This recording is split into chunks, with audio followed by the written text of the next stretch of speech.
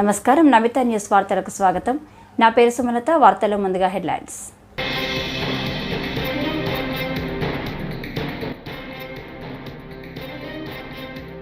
నూతన మద్యం విధానం రూపకల్పన కోసం ఏర్పాటైన ఏపీ మంత్రివర్గ ఉపసంఘం.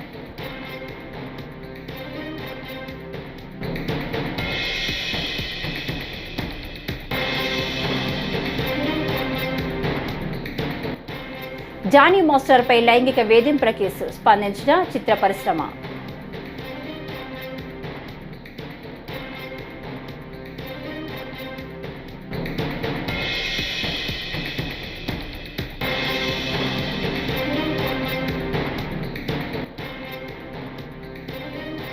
హుస్సేన్ సాగర్లో ముగిసిన ఖైరతాబాద్ గణేశుడి నిమజ్జనం.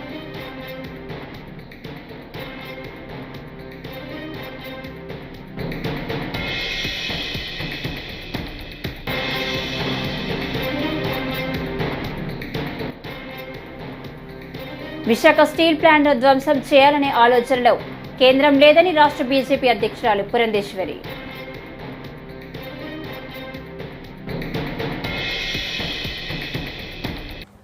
ఇక డీటెయిల్స్ చూస్తే, నూతన మద్యం విధానం రూపకల్పన కోసం ఏర్పాటైన ఏపీ మంత్రివర్గ ఉపసంఘం నేడు రాష్ట్ర సచివాలయంలో మీడియా సమావేశం నిర్వహించింది. ఈ సందర్భంగా వైద్య ఆరోగ్య శాఖ మంత్రి సత్యకుమార్ మాట్లాడారు. గత ప్రభుత్వం తప్పుడు విధానాలతో రాష్ట్రం ఆర్థికంగా నష్టపోయిందని అన్నారు.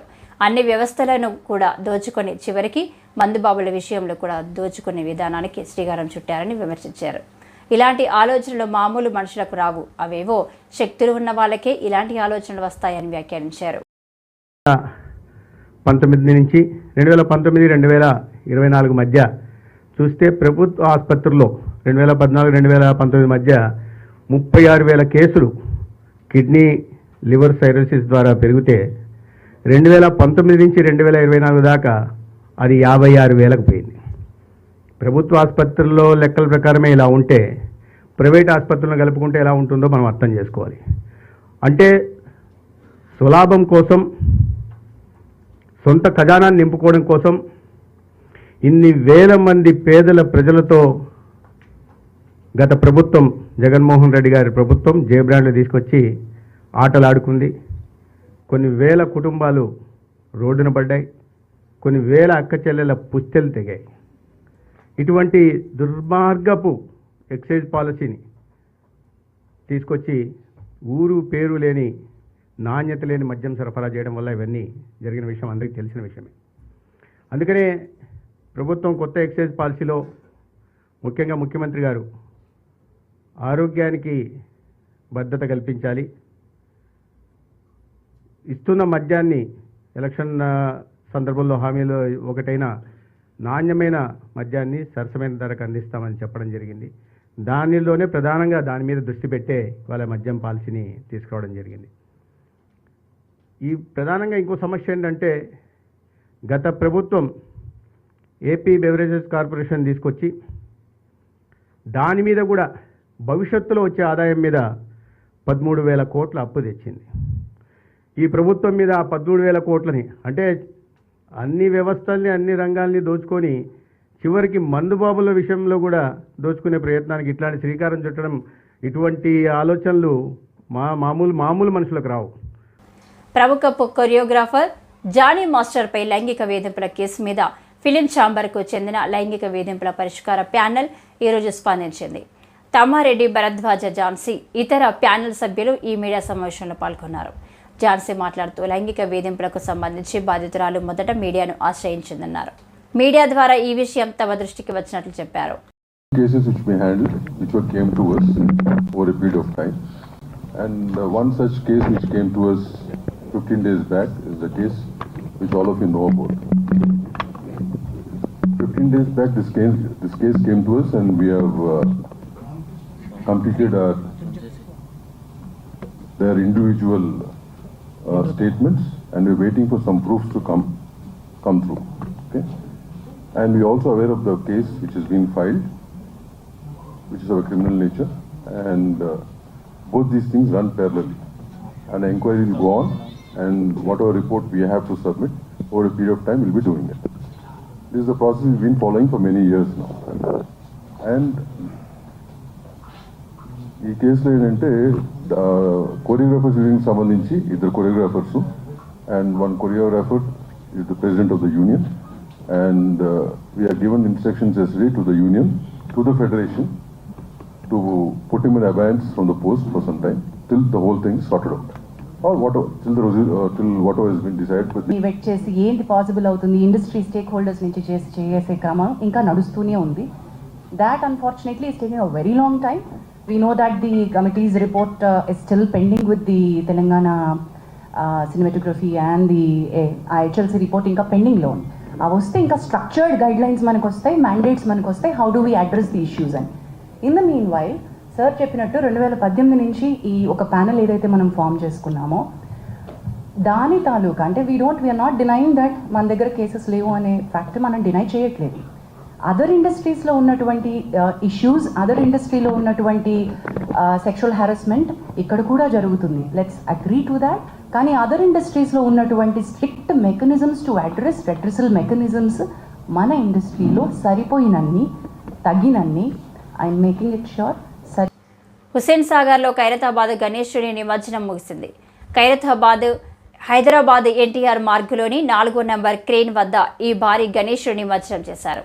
అంతకుముందు నిర్వాహకులు ప్రత్యేక పూజలు నిర్వహించారు. ఉదయం గణపతి శోభయాత్ర ప్రారంభమైంది. మధ్యాహ్నం సమయానికి ఎన్టీఆర్ మార్గ్ వద్దకు చేరుకుంది. ఈ శోభయాత్రలో వేలాది మంది భక్తులు పాల్గొన్నారు. శోభయాత్ర కోసం పోలీసులు భారీ బందోబస్తు ఏర్పాటు చేశారు.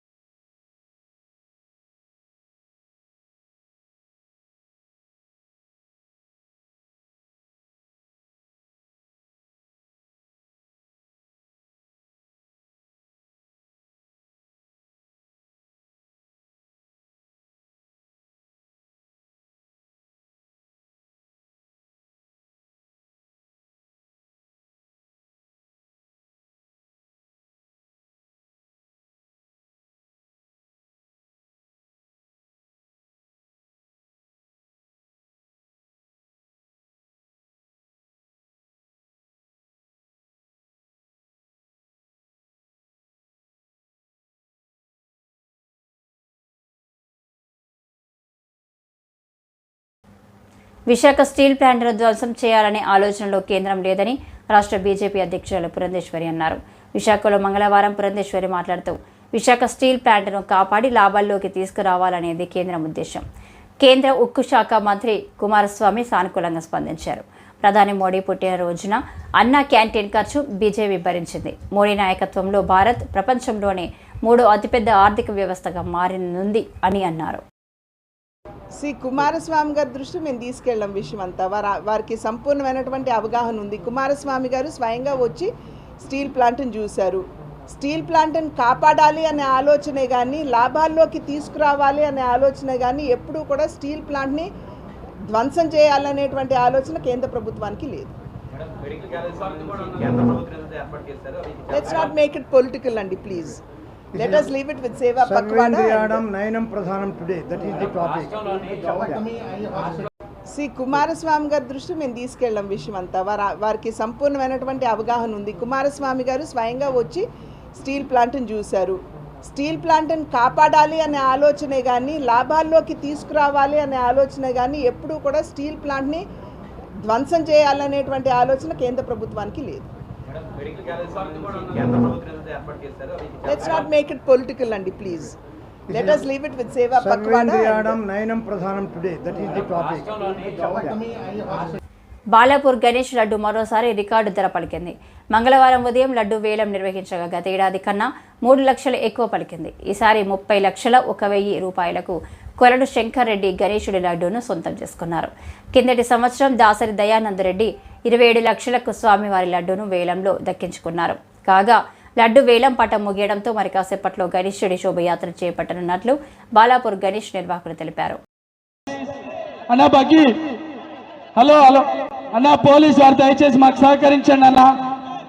గౌడ్ 27 లక్షల రూపాయలు, కొలన్ శంకరెడ్డి 27,50,000 రూపాయలు, దశరథ్ గౌడ్ 27,25,000 రూపాయలు, కొలన్ శంకరెడ్డి 27,50,000 రూపాయలు, దశరథ్ గౌడ్ 27,75,000 రూపాయలు, పనీత్ రెడ్డి 28 లక్షల రూపాయలు, లక్ష్మీనారాయణ 10,000 రూపాయలు, 28,10,000 రూపాయలు, దశరథ్ 20,000 రూపాయలు, పనీత్ రెడ్డి 30,000 రూపాయలు, లక్ష్మీనారాయణ 40,000 రూపాయలు, దశరథ్ గౌడ్ 50,000 రూపాయలు, 28,50,000 రూపాయలు, కొలన్ శంకరెడ్డి 60,000, పనీత్ రెడ్డి 28,60,000 రూపాయలు, 70,000 రూపాయలు, దశరథ్ గౌడ్ 80,000 రూపాయలు, లక్ష్మీనారాయణ 90,000 రూపాయలు, 29 లక్షల రూపాయలు, కొలన్ శంకరెడ్డి 29,10,000 రూపాయలు, దశరథ్ గౌడ్, ప్రణీత్ రెడ్డి 20,000 రూపాయలు, లక్ష్మీనారాయణ 30,000 రూపాయలు, కొలన్ శంకరెడ్డి 40,000 రూపాయలు, దశరథ్ గౌడ్ 50,000 రూపాయలు, ప్రణీత్ రెడ్డి 60,000 రూపాయలు, లక్ష్మీనారాయణ 70,000 రూపాయలు, దశరథ్ గౌడ్ 80,000 రూపాయలు, కొలన్ శంకరెడ్డి 85,000 రూపాయలు, లక్ష్మీనారాయణ 90,000 రూపాయలు, ప్రణీత్ రెడ్డి 95,000 రూపాయలు, దశరథ్ 97,000 రూపాయలు, 30 లక్షల రూపాయలు, కొలన్ శంకరెడ్డి 30 లక్షల రూపాయలు, కొలన్ శంకరెడ్డి ఒకటోసారి 30 లక్షల 1,000 కొలన్ శంకరెడ్డి, రెండోసారి 30 లక్షల 1,000 కొలన్ శంకరెడ్డి, మూడోసారి సింగిల్ విండో చైర్మన్. జై బోలో గణేశ భగవాన్ కి, జై బోలో గణేశ మహారాజ్ కి. 30 లక్షలకు వచ్చే నెల 1వ తారీఖు నుంచి రాష్ట్రంలో కొత్త ఎక్సైజ్ పాలసీ అమల్లోకి రానున్న విషయం తెలిసిందే. ఈ క్రమంలో నూతన ఎక్సైజ్ పాలసీపై మంత్రివర్గ ఉపసంఘం మీడియా సమావేశం నిర్వహించింది. కొల్లు రవీంద్ర, నాదెండ్ల మనోహర్, సత్యకుమార్, కొండపల్లి శ్రీనివాసుల సంయుక్త మీడియా సమావేశం నిర్వహించారు. ఈ సందర్భంగా నాదెండ్ల మనోహర్ మాట్లాడుతూ ఇతర రాష్ట్రాలతో పోల్చితే గత ప్రభుత్వం విచిత్రంగా ధరలు పెంచుకుంటూ పోయాయన్నారు. తెప్పించుకున్నాం, వాటిని బేస్ చేసుకుని మాకున్న అవగాహనతోటి అనేక సందర్భాల్లో ఈ మీటింగ్స్ ఏర్పాటు చేసుకుని చివరికి ఈరోజు మధ్యాహ్నం గౌరవ ముఖ్యమంత్రి గారిని కూడా కలిసి కొంతవరకు ఆయన అభిప్రాయాలు కూడా సేకరించి ఏ విధంగా చేస్తే బాగుంటుందని దానిపైన తుది నిర్ణయానికి వచ్చాం. రేపు జరగబోయే క్యాబినెట్ సమావేశంలో మా నివేదికని క్యాబినెట్కి సమర్పిస్తాం. ఇందులో ముఖ్యమైన కొన్ని సూచనలు, అసలు కొత్త పాలసీ ఎందుకు తీసుకురావాల్సి వస్తుంది, ఇన్నోవేటివ్గా ఎందుకు ఉండాల్సి వస్తుంది అనే అంశం పైన మేము ముందుగా చర్చించుకుంటే ఒక బాధ్యత గల ప్రభుత్వంగా ఒక కొత్త ఒరవడి, కొత్త మార్పు తీసుకొచ్చే ఆలోచనతో ముందుగా ప్రజల ఆరోగ్యం గురించి జాగ్రత్తగా మనం అడుగులు వేయాలి. అట్ ద సేమ్ టైం గత 5 సంవత్సరాల్లో వీళ్ళు మెయింటైన్ చేసిన ఇన్కన్సిస్టెంట్ పాలసీ వలన, తప్పుడు విధానం వలన రాష్ట్రం ఎంత ఆర్థికంగా నష్టపోయిందో, ఏ విధంగా ఎక్సైజ్ పాలసీని వీళ్ళు కేవలం వాళ్ళ జేబులు నింపుకోవడానికి కోసం ఉపయోగించుకున్నారో దాని గురించి కూడా స్పష్టంగా మేము అధ్యయనం చేసినప్పుడు మాకే ఆశ్చర్యం కలిగింది. ఇతర రాష్ట్రాలతో పోల్చుకుంటే పొరుగు రాష్ట్రాలు, తెలంగాణ కానివ్వండి, కర్ణాటక కానివ్వండి, తమిళనాడు కానివ్వండి, చాలా విచిత్రంగా వీళ్ళు ధరలు పెంచుకుంటూ పోయి వాళ్ళకి నచ్చిన వ్యక్తులనే ప్రమోట్ చేసుకుంటూ, ఒక రోజైతే ఆశ్చర్యకరంగా ఒకే రోజు 2 జియోస్ కూడా రిలీజ్ చేశారు వీళ్ళు. దేశ రాజధాని ఢిల్లీ తదుపరి ముఖ్యమంత్రిగా ఆమ్ ఆద్మీ పార్టీ నాయకురాలు మంత్రి అతిషి ఎంపికపై ఈ పార్టీ రాజ్యసభ సభ్యురాలు స్వాతి మాలివాల్ తీవ్ర అసంతృప్తి వ్యక్తం చేశారు. అతిషి డమ్మీ సీఎం అంటూ మండిపడ్డారు. ఢిల్లీకి ఇది విచారకరమైన రోజు. ఉగ్రవాది అఫ్జల్ గురును కాపాడేందుకు యత్నించిన కుటుంబం నుంచి వచ్చిన వ్యక్తికి ముఖ్యమంత్రి పగ్గాలు అప్పగించారు. ఇక ఢిల్లీని దేవుడే కాపాడాలి అని స్వాతి వ్యాఖ్యానించారు. आज दिल्ली के लिए एक बहुत दुखद दिन है. आज दिल्ली की मुख्यमंत्री एक ऐसी महिला आतिशी मारलेना जी बनने जा रही हैं, जिनके अपने परिवार ने आतंकवादी अफजल गुरु को फांसी की सजा से बचाने के लिए एक लंबी लड़ाई लड़ी. उनके अपने माता पिता ने कई बार राष्ट्रपति जी को मर्सी पिटिशंस, दया याचिकाएं भेजी कि अफजल गुरु को फांसी ना हो, कि अफजल गुरु निर्दोष है, कि अफजल गुरु सिर्फ एक राजनीतिक साजिश का शिकार बन गए. ये कितनी गलत बात है. आज आतिशी मारलेना जी मुख्यमंत्री बनेंगी, लेकिन हम सब जानते हैं कि वो सिर्फ और सिर्फ एक डमी सीएम, एक कठपुतली मुख्यमंत्री बनेंगी. लेकिन फिर भी ये मुद्दा बहुत बड़ा है, क्योंकि वो मुख्यमंत्री बनेंगी और ये मुद्दा सीधे सीधे दिल्ली और देश की सुरक्षा से जुड़ा हुआ है. भगवान बचाए दिल्ली वासियों को ऐसे मुख्यमंत्रियों से. గుంటూరు రైల్వే స్టేషన్లో మంగళవారం అదనపు డిఆర్ఎం ఆధ్వర్యంలో మంగళవారం స్వచ్ఛతా హీ సేవా ర్యాలీని నిర్వహించారు. అయితే ఈ ర్యాలీలో రైల్వే స్టేషన్లో పరిసరాలను పరిశుభ్రంగా ఉంచాలని, మొక్కలను నాటాలని అవగాహన కల్పించారు. ఈ కార్యక్రమంలో అధికారులు, కార్మికులు తదితరులు పాల్గొన్నారు. భారత ప్రభుత్వం స్వచ్ఛతా హీ సేవా కార్యక్రమాన్ని ఈ రోజు నుంచి అంటే సెప్టెంబర్ 17వ తారీఖు నుంచి అక్టోబర్ 1వ తారీఖు వరకు ప్రారంభించింది. దీని ముఖ్య ఉద్దేశం ఏంటంటే ప్రజలకి అన్ని ప్రభుత్వ సంస్థలు, ప్రైవేటు వ్యక్తులు, పబ్లిక్ని అందరినీ కూడా ఈ స్వచ్ఛత యొక్క ఇంపార్టెన్స్ గురించి అవేర్నెస్ క్రియేట్ చేయటము, అలాగే ఈ స్వచ్ఛతా కార్యక్రమాన్ని అన్ని ఎక్కడైతే పాసిబిలిటీ ఉందో, ఎక్కడైతే బ్లాక్ స్పాట్స్ ఉన్నాయో అవన్నిటిని ఐడెంటిఫై చేసి వాటన్నిటిని అటెండ్ అవ్వాలన్నమాట. దీనికోసం ఏంటంటే వీటిలో భాగంగా రైల్వే కూడా, త్రూఅవుట్ ఇండియన్ రైల్వేస్ కూడా మేము ఈ స్వచ్ఛతా హీ సేవా కార్యక్రమంలో భాగస్వాములు అవుతున్నాము. అనేకమైనటువంటి బ్లాక్ స్పాట్స్ని ఐడెంటిఫై చేసాము. ప్రతిరోజు ఒక్కొక్క కార్యక్రమం నియమించబడింది. ఏదంటే ఒకరోజు క్లీన్ స్టేషన్స్లో, ఒకరోజు క్లీన్ ట్రైన్స్, అలాగే clean colonies, clean track, like that clean toilets, like that ప్రతిరోజు ఒక్కొక్క కార్యక్రమాన్ని ఐడెంటిఫై చేసాము. అకార్డింగ్గా ఆ విధంగా ప్రతిరోజు కార్యక్రమాన్ని కంప్లీట్. పవిత్ర పుణ్యక్షేత్రమైన తిరుపతి నగరాన్ని పరిశుభ్రంగా ఉంచడం ప్రతి ఒక్కరి బాధ్యత అని ఎమ్మెల్యే ఆర్ఎన్ శ్రీనివాసులు, ఎమ్మెల్యే సిపాయి సుబ్రహ్మణ్యం, కమిషనర్ ఎన్ మౌర్య అన్నారు. స్వచ్ఛతా హీ సేవ కార్యక్రమంలో భాగంగా నగరపాలక సంస్థ ఆధ్వర్యంలో మంగళవారం మహతి ఆడిటోరియం నుంచి తారక రామారావు స్టేడియం వరకు నిర్వహించిన ర్యాలీని ఎమ్మెల్యే ఆర్ఎన్ శ్రీనివాసులు, ఎమ్మెల్సీ సిపాయి సుబ్రహ్మణ్యం, కమిషనర్ ఎన్ మౌర్య జెండా ఊపి ప్రారంభించారు.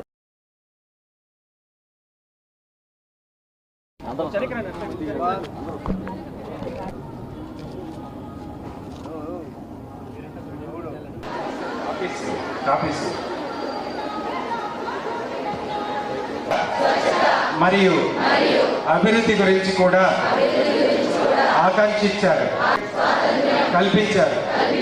ఇప్పుడు దేశాన్ని, ప్రపంచంలోని దేశాలు శుభ్రంగా సమయం కేటాయిస్తానని, గంటలు వారానికి 2 గంటలు స్వచ్ఛందంగా పరిశుభ్రత కోసం పనిచేసి పరిశుభ్ర తిరుపతి మరియు పరిశుభ్రపడి ఉంటాను. నేను చెత్త వేసి నేను నా కుటుంబం పాల్గొంటున్న వివిధ కళాశాలల విద్యార్థులకు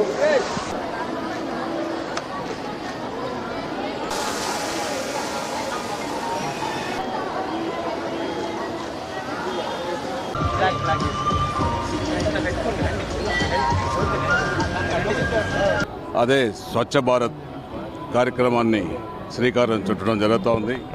గౌరవ ప్రధానమంత్రి స్వచ్ఛ భారత్ మిషన్ ప్రారంభించి 10 సంవత్సరాలు పూర్తి అయిన సందర్భంలో ఈ నెల 17వ తారీఖు నుంచి వచ్చే నెల అక్టోబర్ 2వ తారీఖు వరకు స్వచ్ఛత సేవా హీ అనే కార్యక్రమంలో అందరినీ భాగస్వాములు చేసి దేశమంతటా ఇటు అధికారులని ఇటు రాజకీయ నాయకుల్ని అది పౌరులని అందరినీ కూడా భాగస్వాములు చేసి స్వచ్ఛతా హీ సేవా కార్యక్రమంలో భాగస్వాములు కావాలని చేయడం చాలా సంతోషకరదకం.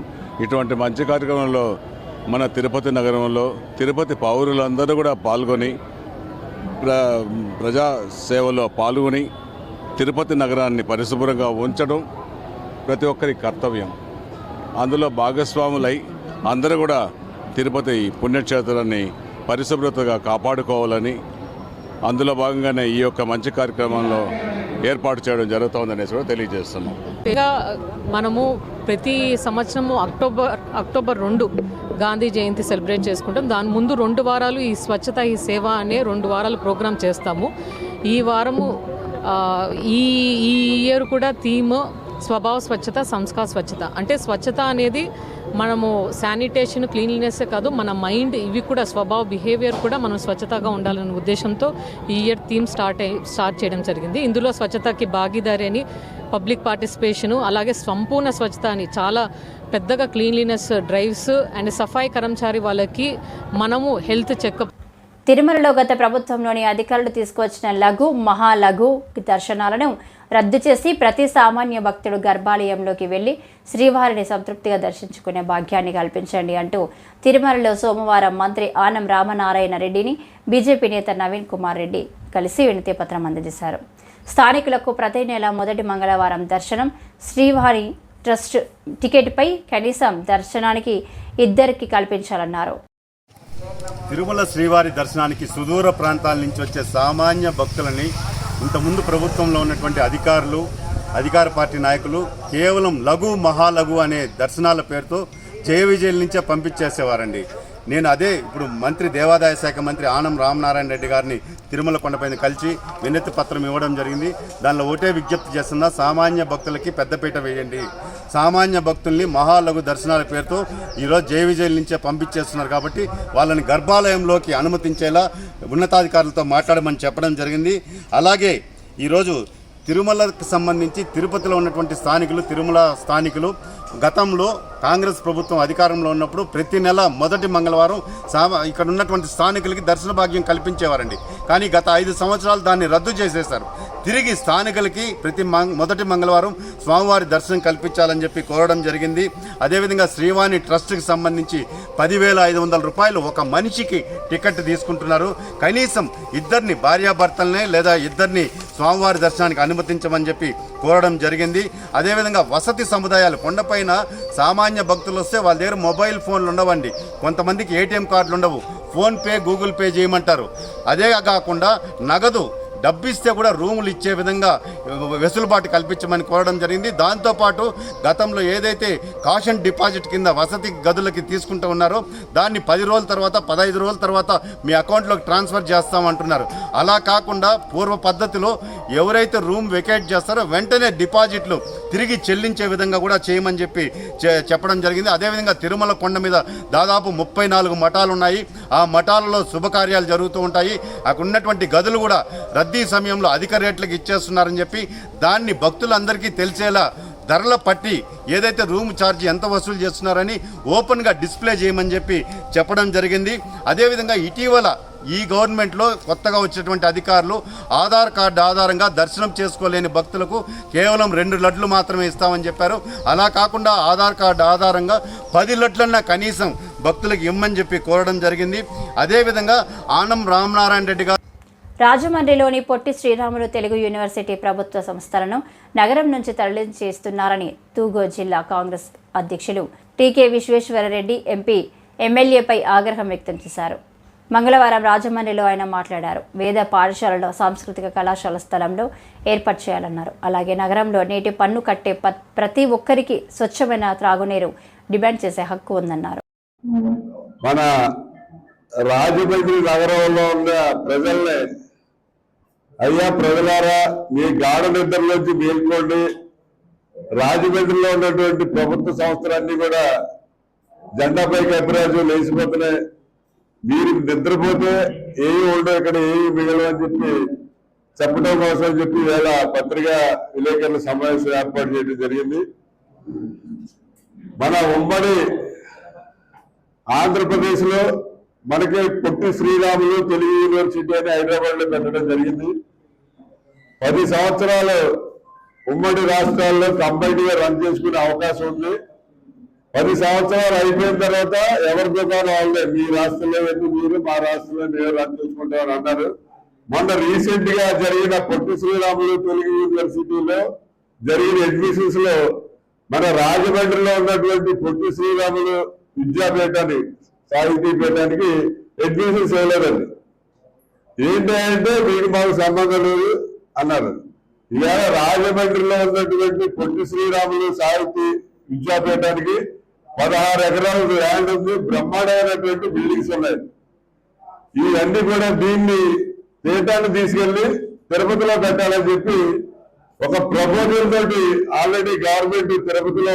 మేడ్చల్ నియోజకవర్గం మేడ్చల్ కలెక్టరేట్ కార్యాలయంలో తెలంగాణ ప్రజాపాలన దినోత్సవ వేడుకలు ఘనంగా నిర్వహించారు. ఎమ్మెల్సీ పట్నం మహేందర్ రెడ్డి పోలీసుల గౌరవ వందనాన్ని మంగళవారం స్వీకరించారు. ఎమ్మెల్సీ పట్నం మహేందర్ రెడ్డి జాతీయ పతాకాన్ని ఆవిష్కరించారు. జిల్లా కలెక్టర్ గౌతమ్ పోత్రుతో పాటు ఎమ్మెల్సీ పట్నం మహేందర్ రెడ్డి జాతీయ గీతాన్ని ఆలపించారు. జాతీయ జెండాను ఎగురవేశారు.